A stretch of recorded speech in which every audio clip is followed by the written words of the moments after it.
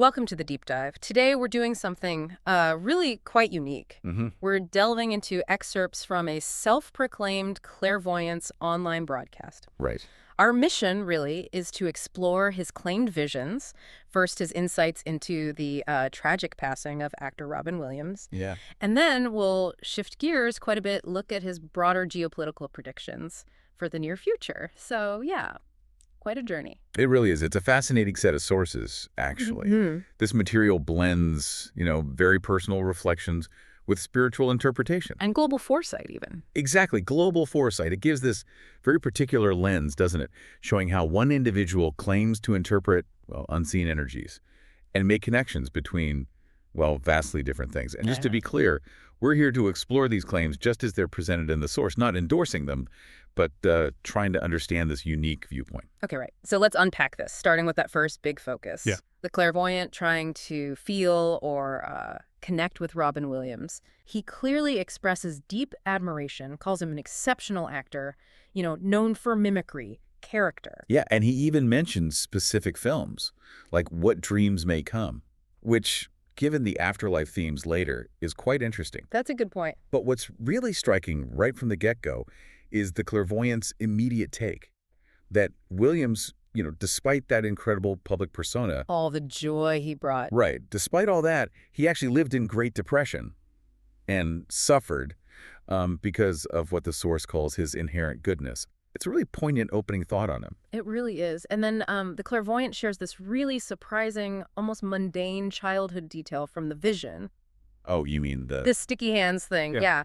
That as a young boy, William supposedly liked to hold something sticky and round, always had sticky hands. It's so specific, isn't it? Totally bizarre. What do you even make of that? Is it meant to mean something? Well, it's certainly peculiar. Maybe it's like an attempt to ground the connection with something very human, almost childlike, tactile, before moving into the really big claims.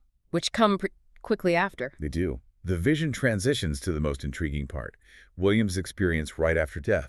According to this source, he hit a negative world, described as a copy of the world, but initially black and white, and filled with these sad, rejected animals. Dogs especially, he mentioned. Dogs especially, yeah. And the vision apparently suggested that the more joy, the more color would appear there. So this negative world, it's painted as a place of just pure sadness, rejection, and abandonment. And Williams initially thought it was hell.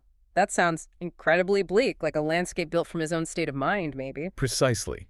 That seems to be the implication, which leads to the question, okay, how do you get out of a place like that? And the clairvoyant explains it through this idea of vibrations. Williams's own energy state, his vibrations, led him into this world. But, and this is crucial, to leave, the condition is you have to love someone rejected, offer hope and support. Wow. So not just focusing inward, but reaching out. Exactly. It's a very specific path out.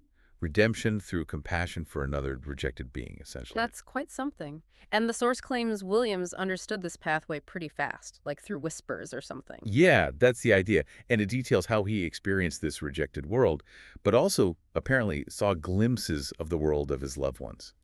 Seeing events after his death, stuff he couldn't control. Like watching two realities at once. That must have been disorienting. You'd think so.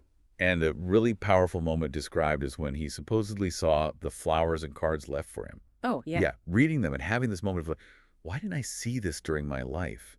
Realizing the love, the impact he had. And according to the clairvoyant, that moment, it quickly rebuilt his faith and self-belief. A turning point, then. Presented as a truly transformative experience, within this supposed afterlife. And, going back for a second, the source links this to his childhood, that hypersensitivity. Right, the unexplained crying, the sudden waves of sadness. Even as a kid, it paints this picture of someone always deeply tuned in to emotions, maybe even external energies. It fits the narrative being built, definitely. So how does the Williams story end in this vision? Well, he supposedly befriends a rejected dog with a long snout in that negative place. Okay. And then, remarkably, he exited that world with this dog. And the dog then transformed into a spark, an energy like a spark. Wow. That's a very vivid image, almost mythical companionship leading to freedom. Exactly. It's highly symbolic. So if we pull back, the bigger theory here from the clairvoyant is about these vibrations, right? Your life's thoughts, actions, they create a sort of frequency. That's the concept presented, yeah. And that frequency determines the post-life realm you enter. And he claims Williams entered that hopeless world because of hopeless, rejected thoughts. But, and this is key, he also stresses you can change it. You can quickly free yourself. Right. It's not necessarily permanent. The afterlife here sounds quite fluid, almost self-determined. Consciousness can shape reality, even escape the bleak stuff. Okay. And he tries to connect this to our world, too, saying our material world is also about vibrations and energy.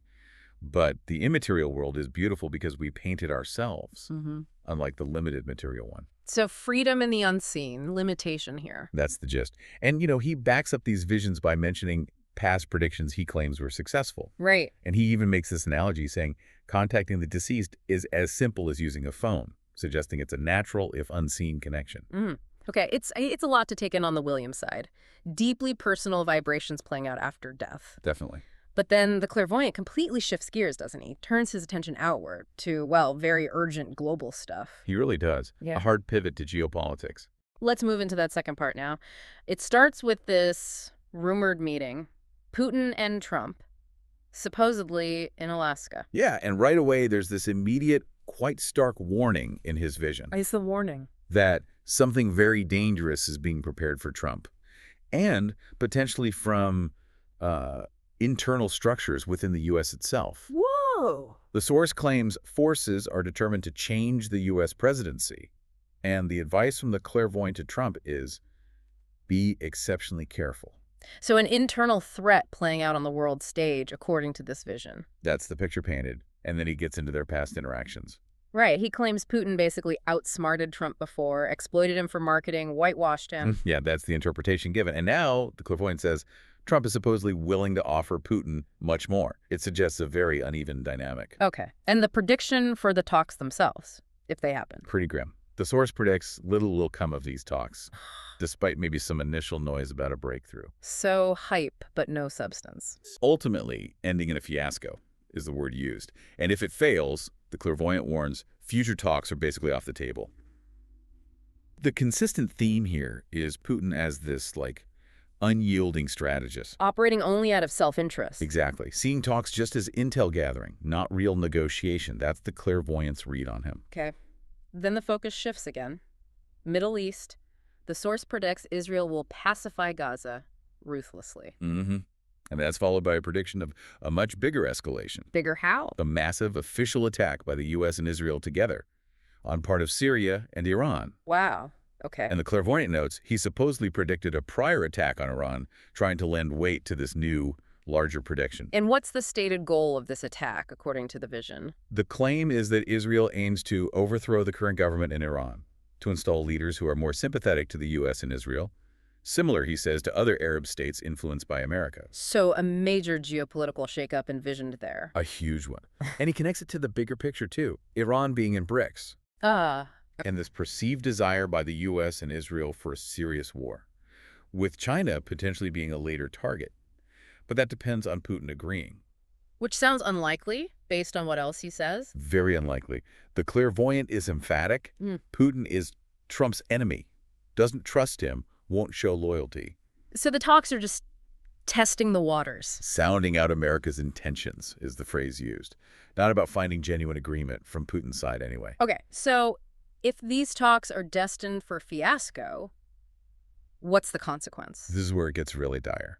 The prediction is, if the Putin talks collapse, which he expects this year, a serious global war will erupt. Serious global war. And specifically mentions that fears of nuclear weapons use will be fully justified. Oh, man. He frames Trump's attempt, this potential meeting, as basically the last chance for some kind of agreement, a chance Putin will just disregard. It's a truly chilling outlook. It really is. And then there's the last prediction, which sounds maybe the strangest of all. You mean the Cataclysm? Yeah, this powerful continental cataclysm affecting Siberia, Japan, Korea, North America, specifically Alaska. Right. And the clairvoyant himself says he completely doesn't understand what this means. That's unsettling in itself. if the person having the vision doesn't get it? It is. He describes it as the greatest force of human mind's influence on Earth, which is incredibly abstract. Human mind's influence causing a continental cataclysm. What could that possibly mean? Exactly. Is it literal? Is it symbolic? He says it leads to many victims and could potentially take away hope from the world. Take away hope. That sounds almost worse than a physical disaster. It's deeply ambiguous, isn't it? That phrase, greatest force of human mind's influence. It really makes you wonder, is it about collective consciousness, a psychological collapse manifesting physically, or something else entirely? It's left hanging, which just adds to the unease. Wow. Okay. So we've really spanned a huge range here in this deep dive, from one actor's incredibly personal, claimed spiritual journey, Right into the afterlife. all the way to these massive, urgent geopolitical tremors, potential wars, and even, well, continental shifts of some unknown kind, all seen through this one person's very specific lens. It's quite the spectrum, and it really does raise a fundamental question, perhaps for you, the listener, to think about. Which is? Well, in this age where we're just flooded with information, all sorts of perspectives, where do we draw the line between seeking out unique insights, maybe trying to understand different ways people see the world, and figuring out what's verifiable, what's truth? Especially with claims this profound and personal. Exactly. How do we navigate that very human desire we all have to understand the things we can't easily explain, whether that's the hidden struggles of someone famous like Robin Williams or these huge unpredictable forces that seem to be shaping our world, especially when the information comes through channels like, well, like claimed clairvoyance. It's a tricky space to navigate, isn't it?